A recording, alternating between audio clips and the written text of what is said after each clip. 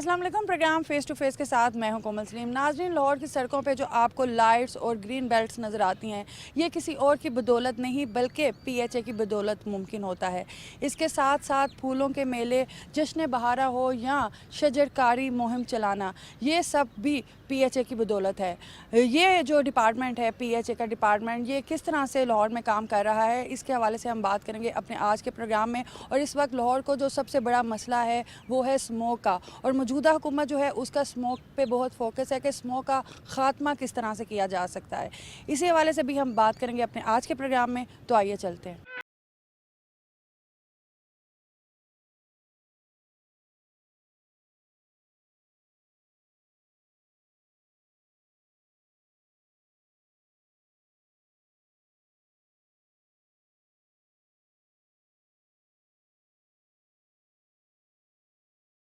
हमारे साथ मौजूद हैं मोहम्मद ताहिर भट्टू साहब। आप डीजी हैं पीएचए। अस्सलाम वालेकुम। जी वालेकुम सलाम। भट्टू साहब, सबसे पहले तो बहुत शुक्रिया आज अपना कीमती वक्त हमें देने का।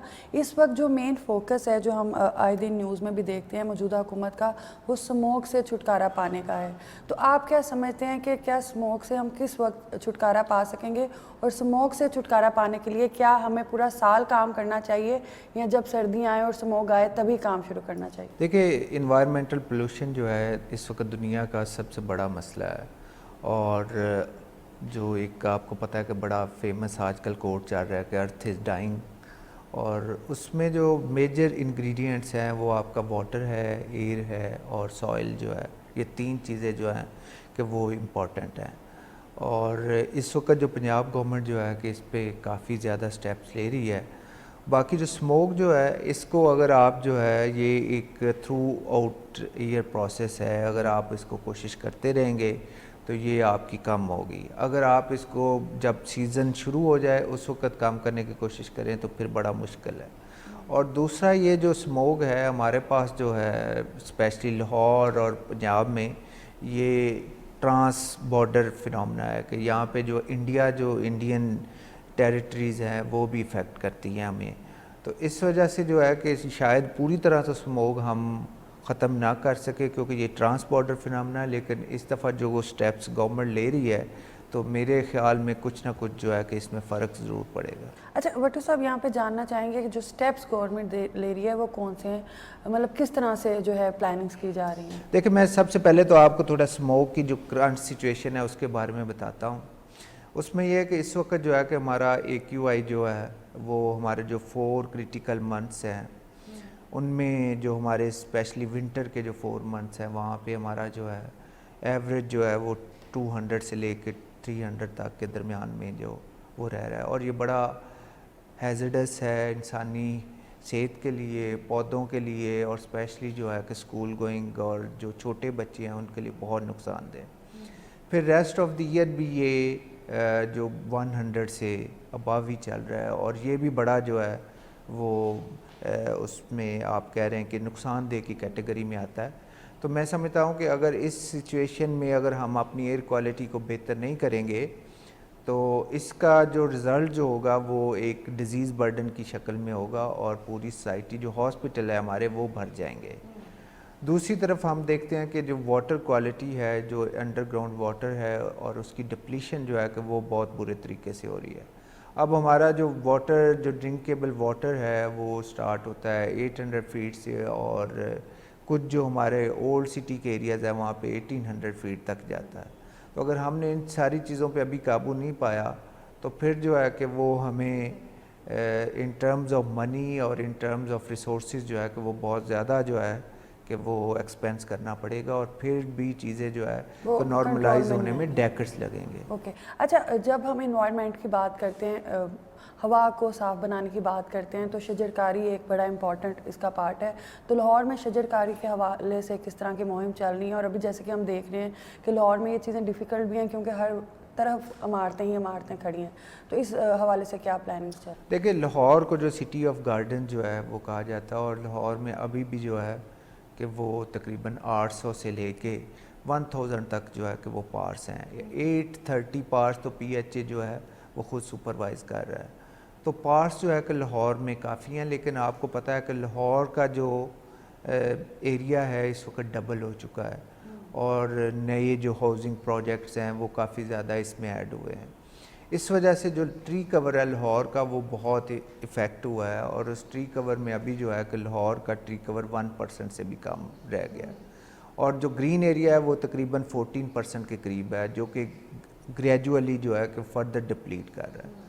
तो अगर हम जो है कि एटलीस्ट जो है कि हम अपना ट्री कवर जो है कि हम 15% तक लेके जाते हैं, तो उससे जो है कि वो हमारा जो स्मोक के इशू हैं, एयर पोल्यूशन के इशू जो हैं, क्योंकि इन्वायरमेंट में दो कॉन्सेप्ट होते हैं, एक जो है कि आपका कार्बन जो है प्रोड्यूसर, और कार्बन प्रोडक्शन के साथ ही आपका एक कार्बन सिंक होना चाहिए, और ट्रीज़ से अच्छा कार्बन सिंक जो है कि वो कोई नहीं है। सबसे ज़्यादा जो है कि वो जो कार्बन है वो ट्रीज़ ऑब्जर्व करते हैं।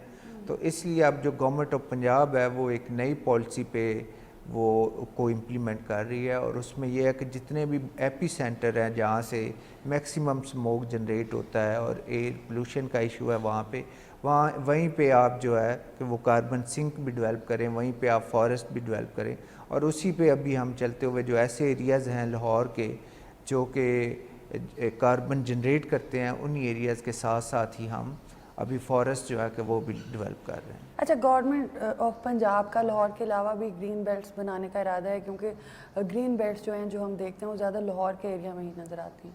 देखिए, इसमें जो है कि गवर्नमेंट ऑफ पंजाब जो है कि इसमें आपको पता है कि जब पूरे पंजाब का जिक्र करें तो फॉरेस्ट डिपार्टमेंट जो है कि वो आता है, और फॉरेस्ट डिपार्टमेंट भी अपना जो फॉरेस्टेड एरिया है उसको इंक्रीज़ कर रहा है, और अभी भी ये कंपेन चल रही है।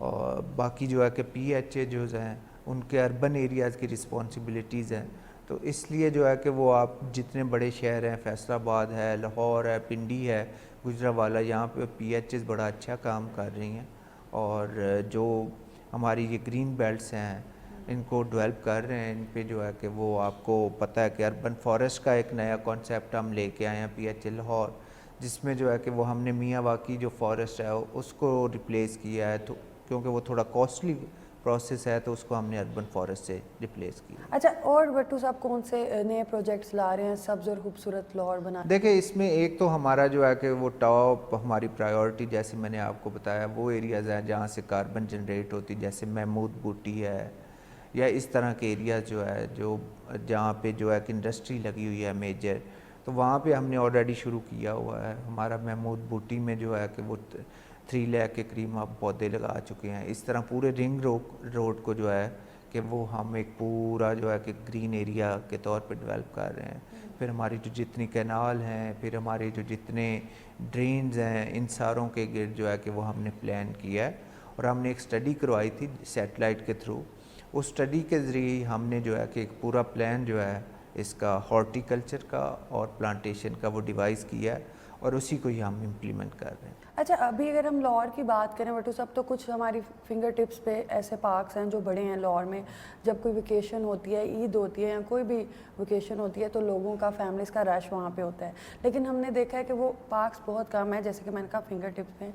तो क्या आबादी बढ़ने के साथ नए पार्क्स भी बनाए जा रहे हैं, और इसी लेवल के बड़े पार्क जहाँ पे फैमिलीज़ आके अपनी जो है दिन स्पेंड कर सकें? देखिए, गवर्नमेंट का इसमें विजन ये था कि जो डाउन ट्रोडन एरियाज़ हैं, जो डेंसली पॉपुलेटेड एरिया है, और जहाँ पे जो है कि वो पार्क्स इतने ज़्यादा नहीं, ग्रीन एरियाज़ नहीं है, जैसे शादरा में हम एक पार्क बना रहे हैं। एक हम नया पार्क जो है कि वो शुरू कर रहे हैं रावी के साथ, जो कि 600 एकड़ से है, बड़ा पार्क हो, और वो इसी लेवल का पार्क होगा जैसे जलानी पार्क या दूसरे पार्क जो है कि वो हमारे हैं। तो गवर्नमेंट का जो प्लान है वो ये है कि नए पार्क जो है कि वो बनाए जाएँ, क्योंकि पार्क जो है कि वो बड़े पार्क डेवलप किए हुए काफ़ी देर हो चुकी है, तो और अभी आबादी बढ़ गई है। जी, तो हम अभी नए 2 से 3 नए पार्क इसी साल में जो है कि वो ऐड करने जा रहे हैं। अच्छा, लाहौर में जो बटरफ्लाई हाउस एक अच्छा प्रोजेक्ट है, लेकिन वहाँ पे शहरियों को जो है वो मुश्किलात का सामना होता है, या वहाँ पे वैसी फैसिलिटीज़ प्रोवाइड नहीं होती, तो इस हवाले से भी काम चल रहा है? देखिए, वो कंप्लीट हो चुका है वो प्रोजेक्ट जो है कि वो उसमें जो इश्यूज़ थे वो रिमूव हमने कर दिए हैं।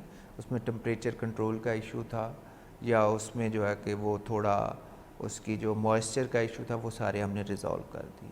अच्छा, आपको क्या लगता है कि हमारे यहाँ जो पार्क्स हैं उनका स्टैंडर्ड आलमी स्टैंडर्ड के मुताबिक है? देखिए, हमारे पास बड़े अच्छे पार्क्स हैं। ये जो अगर आप कहें कि वो पार्क्स हमारे पास जो है कि मेजर जो हमारे पार्क्स जितने भी हैं वो बड़े पार्क्स हैं। हमारे पास जो है कि वो एंट्री फ्री है पार्क्स में। फुटफॉल जो है कि वो 1000 में आप जिलानी पार्क या ग्रेटर इकबाल पार्क का आपका हमारा डेली 20 से 30,000 लोगों का फुटफॉल है और ईद पे ये लाखों में पहुंच जाता है। तो आपको पता है कि यूटिलाइजेशन जो है कि वो बहुत ज़्यादा, लेकिन फैसिलिटीज़ के हवाले से जो है कि वो ये पार्ट्स जो है कि वो अप टू मेरिट हैं, अप टू स्टैंडर्ड हैं, कोई इशू नहीं है, अच्छे पार्ट्स हैं ये। अच्छा, सुना है कि लाहौर में पीएचए कमर्शियल नर्सरी भी बनाने जा रही है, तो इस बारे में किस हद तक? देखिए, इसमें हमने कमर्शियल नर्सरी बनाई है गुलबर्ग में, और भी कमर्शियल नर्सरी जो है कि वो बनाएंगे। और वो जो कमर्शियल नर्सरीज़ हैं वो एज़ कंपैरिजन टू दूसरी जो नर्सरीज़ हैं उनके मुकाबले में सिटीज़न को थोड़ा जो है कि रेट जो है कम पे वो पौधे प्रोवाइड करेंगी, और ताकि जो है कि ये जो शौक़ लोगों का है वो बढ़ता रहे, और जो थोड़ी ये जो इसमें प्राइस का एडिशन हुआ है वो भी थोड़ा कम रहे।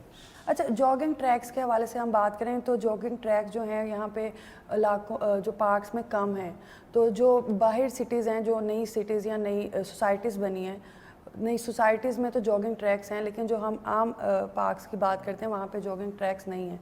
तो जॉगिंग ट्रैक्स के हवाले से भी काम चल रहा है कि लोग वहाँ पे आके अपनी वॉक वगैरह कर सकें।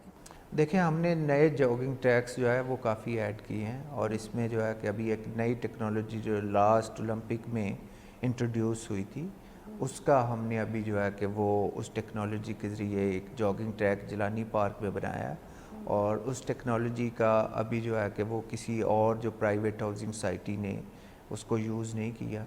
और ये हमारा जो है कि 3 लेयर सिंथेटिक रबड़ का ये ट्रैक है, और मेरे ख़्याल में ये इससे मॉडर्न ट्रैक कोई नहीं है। अच्छा, लेकिन अभी भी हम देखते हैं जैसे हालिया बारिशें भी हुई हैं, और जब भी बारिशों का सीज़न होता है तो पार्क्स में आना मुश्किल हो जाता है।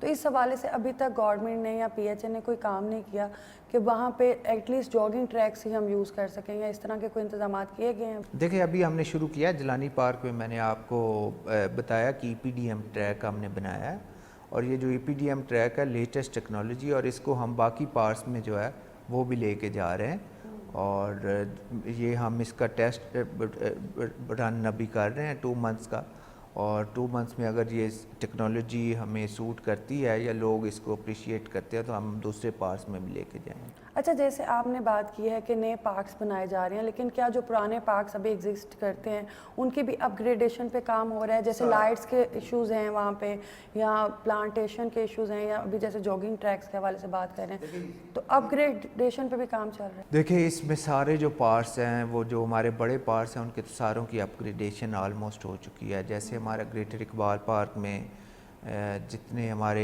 डांसिंग फाउंटेन थे, जितने फाउंटेन्स दूसरे थे, लाइट्स थी, फिर जो है कि वो ऑर्नामेंटल स्ट्रक्चर थे, उसका हॉर्टिकल्चर था, उसकी इलेक्ट्रिक मोटर्स थी, वो सारी रीवैम्प हुई हैं। इसी तरह जिलानी पार्क में जो हमारा तकरीबन हमने सबसे बड़ा 1.5-2 एकड़ का एक फाउंटेन बनाया है, फिर इसके अलावा ईपीडीएम ट्रैक बनाया है, फिर इसकी लेक जो है कि उसमें फाउंटेन लेके आए हैं, फिर इसमें योगा सेंटर बनाया है, फिर इसमें जो आपकी जो जितने ओपन जिम थे उसको इम्प्रूव किया है हमने, फिर इसकी लाइट्स जो है कि उसमें तकरीबन को 200 के करीब पोल जो है वो हमने इंक्रीज़ किए हैं। मियावाक इसमें फिर मियावाकी फॉरेस्ट का एडिशन हुआ है, फिर इसमें नई जो जैपनीज़ बोनसाई गार्डन है उसकी एडिशन हुआ है।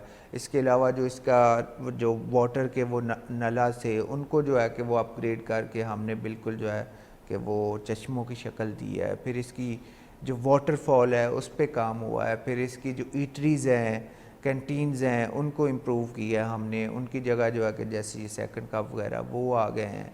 फिर इसका अभी जो गेट जो है उसकी अपग्रेडेशन चल रही है। फिर इसकी पार्किंग जो है कि वो एक कंप्लीट होने के करीब है, दूसरी पार्किंग जो है उसके काम, ये मैं आपको एक पार्क के काम बता रहा हूँ। और इसके जो ट्रैक है उनको अपग्रेड किया है। फिर इसकी जो ग्राउंड है, क्रिकेट ग्राउंड जो है उसको हमने फ्लड लाइट किया है।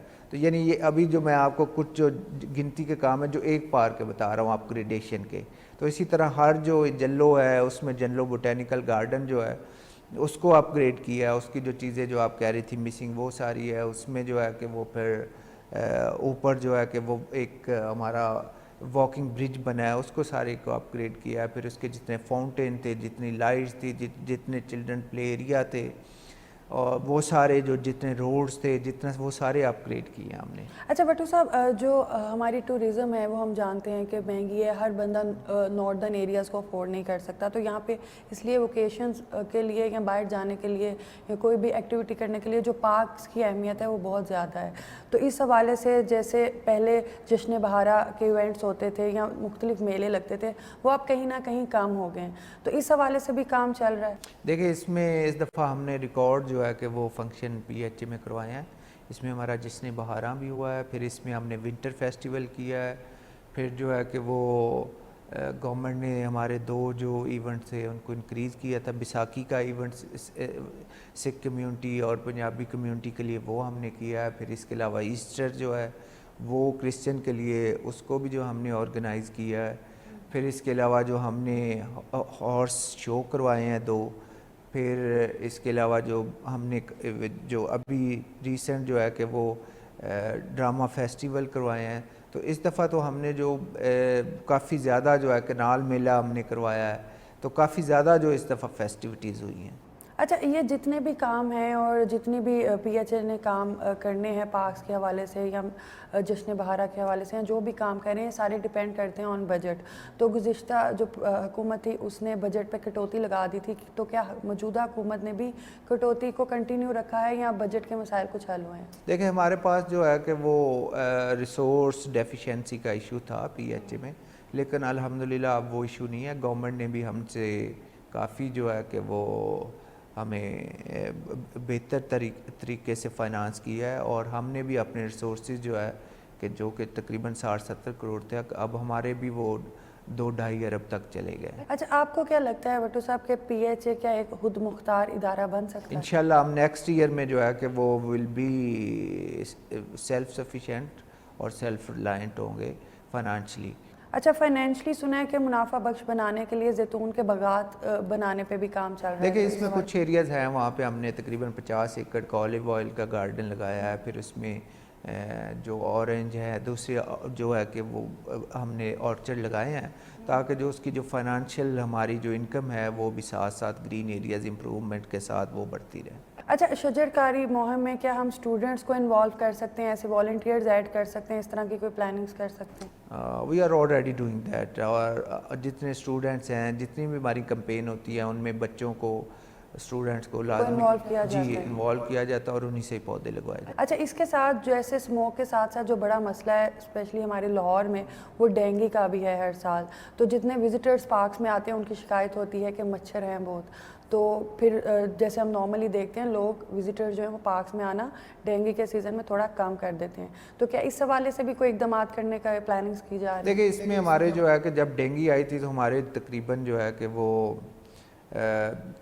लाहौर में 200 के करीब फाउंटेन थे, वो हमने बंद कर दिया, जिसका वो नतीजा ये निकला कि वो ग्रेजुअली सारी मोटर्स और सारा इक्विपमेंट डिटीरियोरेट हो।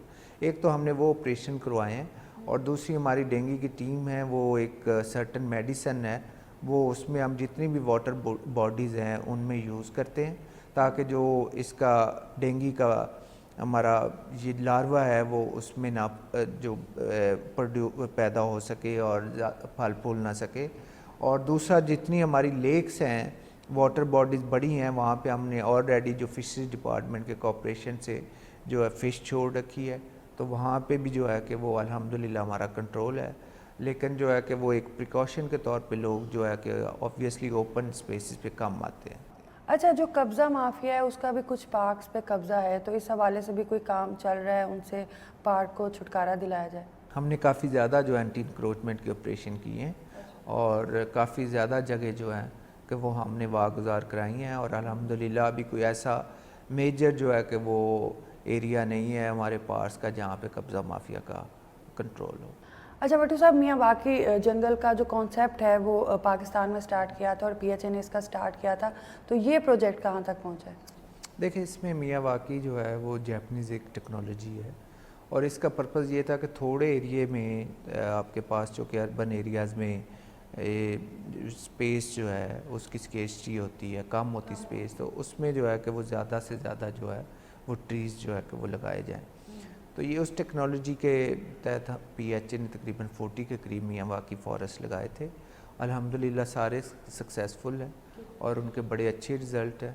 बाकी इनका जो फ़ायदा है, एक तो मैंने आपको ये बताया कि थोड़े एरिए में ज़्यादा ट्रीज़ लग जाते हैं, और दूसरा ये है कि ये आफ्टर 3 और 4 ईयर सेल्फ सफिशेंट हो जाते हैं। इनको किसी जो है कि वो आपको फर्टिलाइज़र की ज़रूरत नहीं होती, वाटर की ज़रूरत नहीं होती, तो ये ख़ुद से जो है कि वो परवान चढ़ते हैं। और दूसरा मियावाकी जो फॉरेस्ट है उसकी ये है कि आप चूँकि वो जो फर्टिलाइज़र का प्रोसेस है वो सारे पत्ते अंदर ही गिरते रहते हैं सारे ट्रीज़ के, तो नेचुरल फर्टिलाइज़र की वजह से और ह्यूमिडिटी का ऐसा इन्वायरमेंट बन जाता है कि जिसमें पौधे की ग्रोथ जो है, उसकी पेस जो है वो बड़ी फास्ट होती है और पौधा तेज़ी से जो है कि वो बढ़ता है। बहुत शुक्रिया जी। नाज़रीन, अभी हम चलते हैं एक ब्रेक की तरफ, और ब्रेक के बाद हम वापस आते हैं और देखते हैं कि PHA ऑन ग्राउंड जो है वो किस तरह से काम कर रहा है।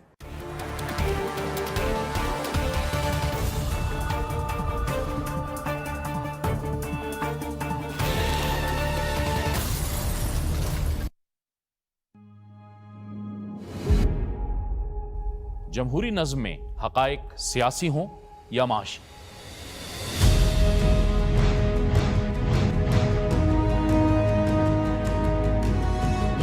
लाजिम है कि दस्तूर की हदबंदियां हों ताकि जमहूरी इदारों पर अवाम का एतमाद बरकरार रह सके। मुल्क को दरपेश चैलेंजेस से निमटने के लिए कौमी वहदत जरूरी है।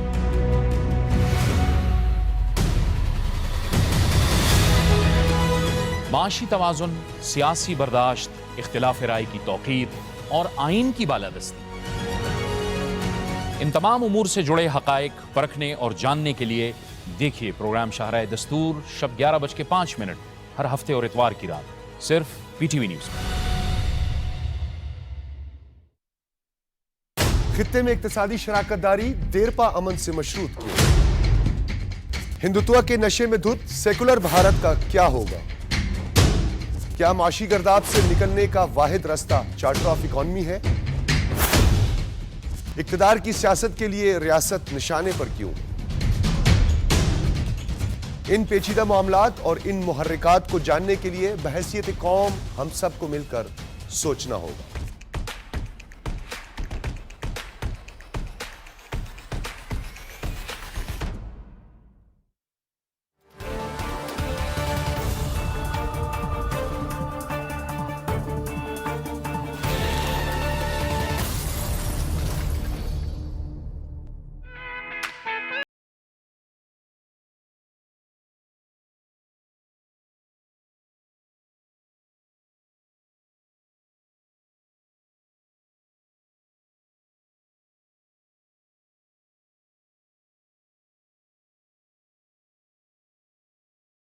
वेलकम बैक नाज़रीन, जैसे कि हमने ब्रेक से पहले बताया था कि हम आपको ब्रेक के बाद फील्ड एरिया में लेके जाएंगे और किसी पार्क का विज़िट करवाएंगे। और हमारे प्रोग्राम में जो मेन जिक्र रहा है वो जिलानी पार्क का रहा है, और इस वक्त हम जिलानी पार्क में मौजूद हैं।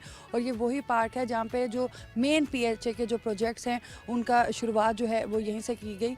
और ब्रेक से पहले हम जैसे कि बात कर रहे थे मियावाकी जंगल का, और इस वक्त हम उसी मियावाकी जंगल के स्पॉट पर मौजूद हैं। इस हवाले से मज़ीद हम डिटेल जानेंगे।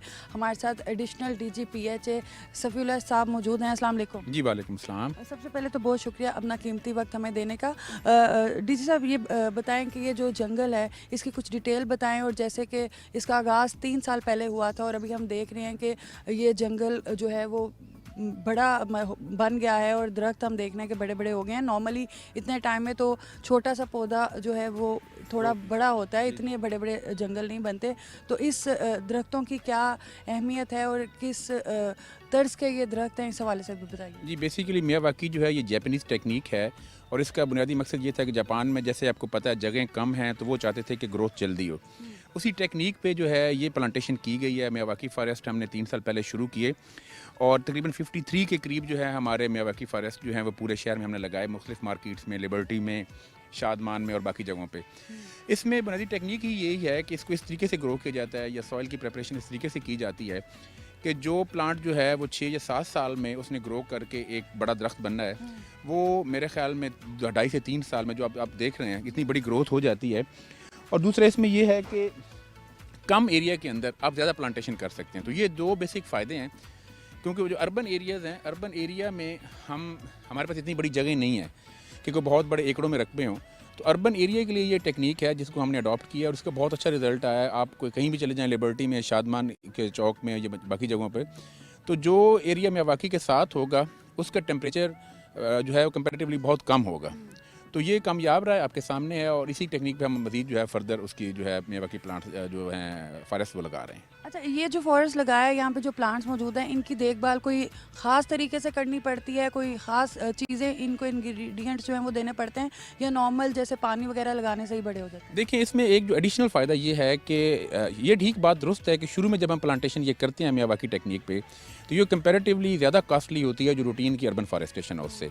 लेकिन इसका एक एडिशनल फ़ायदा ये है कि जब इनको 2 से 2.5 साल गुजर जाते हैं तो ये इतनी थिक प्लांटेशन है कि इनके अपने पत्ते गिरने से और जो बाकी चीज़ों से उसकी अपनी इतनी ज़्यादा उसको जो है चीज़ें मिलना शुरू हो जाती हैं, इतने मिनरल्स मिलना शुरू हो जाते हैं, इसके कोई भी हमें 3 साल के बाद कोई फर्दर इसको एडिशनल जो है वो केयर की ज़रूरत नहीं होती। अच्छा, ना पानी की किसी भी चीज़ की 3 साल के बाद ज़रूरत जी नहीं? नहीं, उसके बाद 3 साल के बाद ये सेल्फ ग्रोथ पे चले जाते हैं, सेल्फ सस्टेनेबल हो जाते हैं, और ये एक एडिशनल खूबी है क्योंकि आप हर वक्त हर पौधे को उसको जो है अगर उसको पालना शुरू करते हैं तो काफ़ी कॉस्टली होता है, लेकिन ये 3 साल के बाद सेल्फ सस्टेनेबल हो जाते हैं। अच्छा, इसका एक और सवाल पूछना चाहूँगी कि जो प्लांट्स हैं वो पाकिस्तान में ही मौजूद हैं, या अभी भी हम बाहर से इनको इंपोर्ट कर रहे हैं? नहीं जी, जो जितने मियावाकी हमने लगाए हैं 53, 54 हमने मियावाकी फॉरेस्ट लगाए हैं, तो वो 100% उनमें इंडिजिनस लोकल प्लांट्स लगाए गए हैं। इसमें प्लांट्स की ज़रूरत नहीं है हमें, क्योंकि खास प्लांट हमने इंपोर्ट करना है। ये बेसिकली टेक्निक इंपोर्ट की गई है। आप देख रहे हैं सामने आपके सारे लोकल प्लांट्स लगे हुए हैं, इसमें अर्जन लगा हुआ है, शहतूत लगा हुआ है, बाकी सारे प्लांट्स लगे हुए हैं।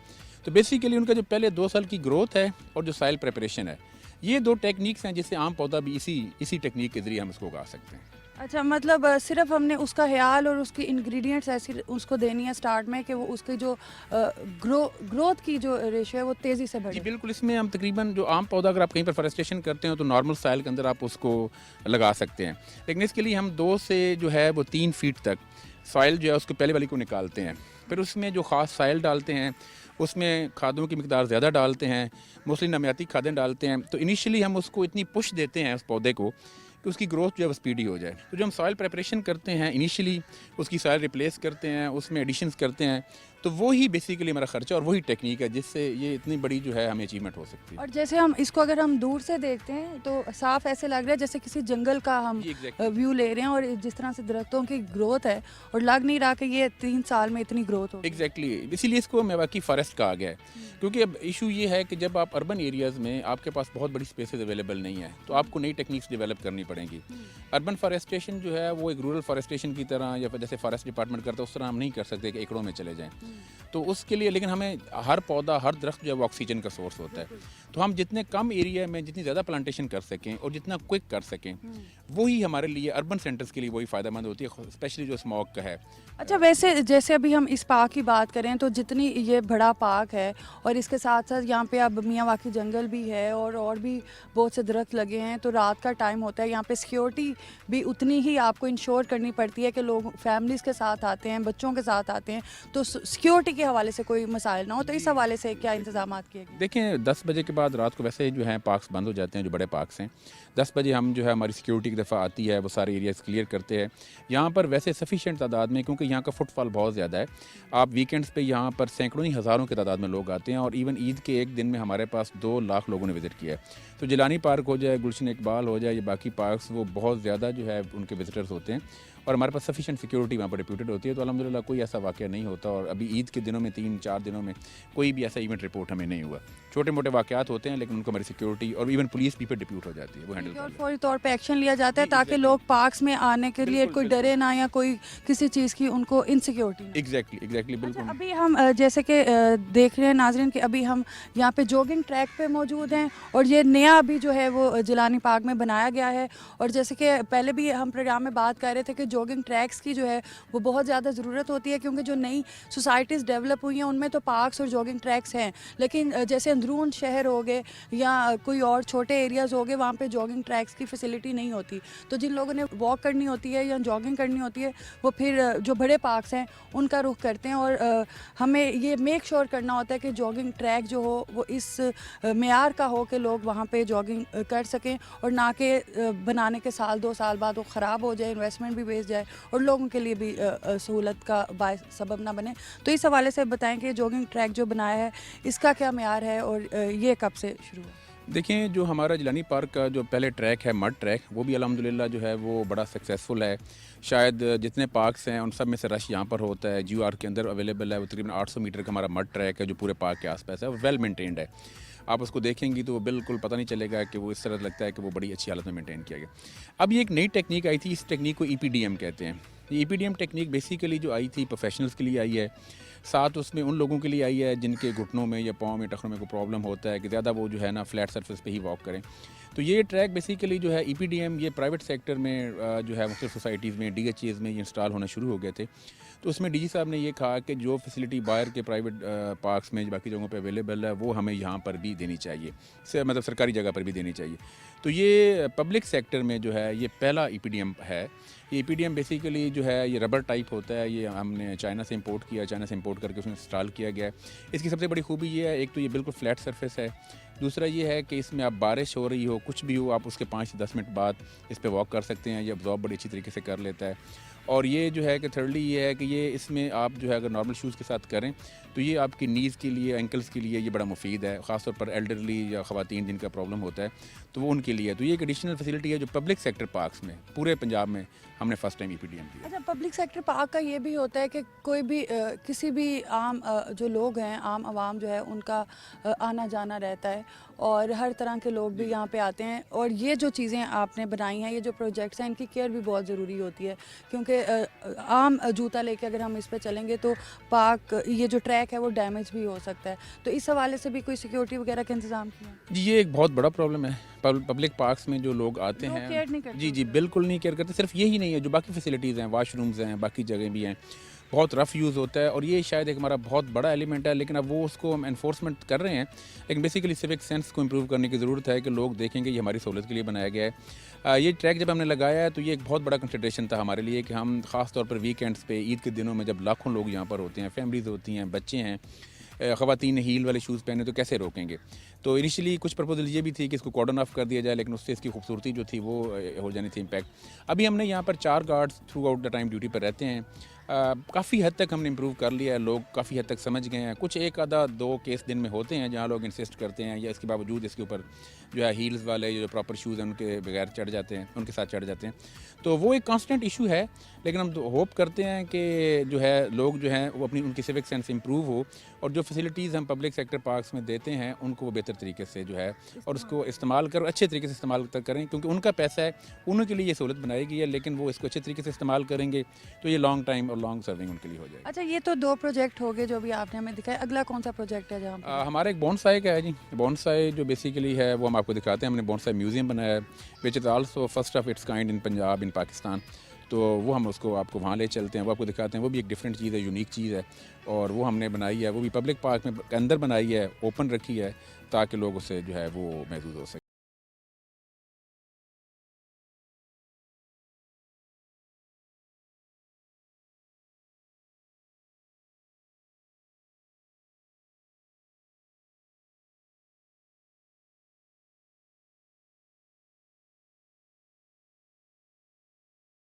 हम बोनसाई गार्डन के बाहर मौजूद हैं। इसकी क्या स्पेशलिटी है इस गार्डन की, इस हवाले से हम जानेंगे जी।